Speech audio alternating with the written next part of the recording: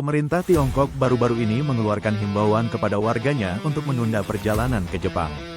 Langkah ini diambil sebagai respons terhadap meningkatnya ketegangan diplomatik antara kedua negara, yang disebabkan oleh berbagai isu, termasuk kebijakan regional dan perselisihan sejarah. Dalam himbauannya, pemerintah Tiongkok menekankan pentingnya keselamatan dan keamanan warganya saat bepergian ke luar negeri. Selain itu, Tiongkok juga menyarankan agar warganya memperhatikan perkembangan situasi politik dan sosial di Jepang serta mematuhi arahan yang diberikan oleh otoritas terkait.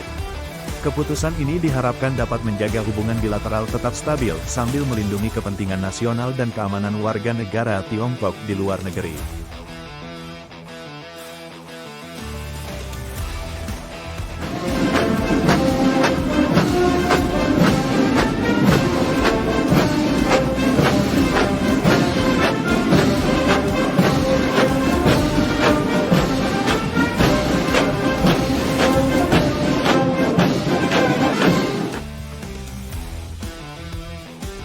Ketegangan antara Jepang dan Cina di Laut Cina Timur sedang memanas, memang telah menjadi isu yang sensitif dalam beberapa tahun terakhir.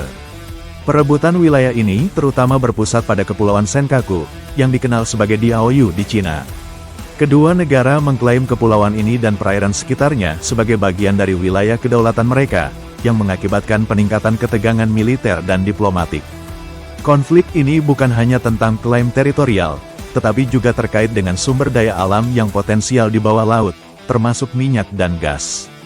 Ketegangan ini diperparah dengan adanya peningkatan aktivitas militer dari kedua belah pihak serta patroli maritim yang lebih sering, yang meningkatkan risiko konfrontasi di laut terbuka. Upaya diplomasi dan dialog diharapkan dapat meredakan situasi ini, namun hingga kini ketegangan masih belum menunjukkan tanda-tanda mereda.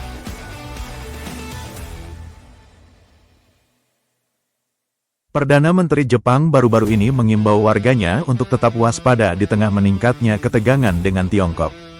Situasi ini menyoroti pentingnya kesiapan dan kewaspadaan masyarakat Jepang dalam menghadapi dinamika geopolitik yang semakin kompleks.